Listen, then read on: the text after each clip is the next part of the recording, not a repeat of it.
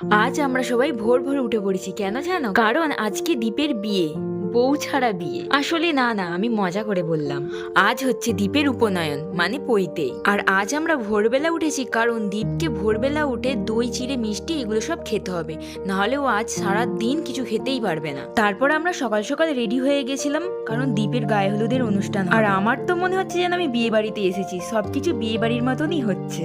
আর এর আগে তো আমি কোনোদিন উপনয়ন দেখিনি, তাই আমার খুবই ভালো লাগছিল দেখতে। আর গেটটা দেখো কি সুন্দর সাজিয়েছে না, এখানে আবার দীপের ফটোও আছে।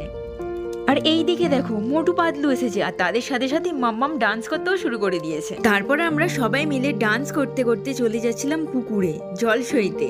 আর এই দিকে দেখো এরা কারা বুঝতে পারছো? মাথায় ঘোমটা দিয়ে ডান্স করছে, কারণ এত রোদ উঠেছিল, মাথায় ঘোমটা দিয়ে ছাড়া আর কোনো উপায় ছিল না। অবশেষে আমরা অনেকটা হেঁটে পুকুর ঘাটে পৌঁছালাম। এখানে কিছু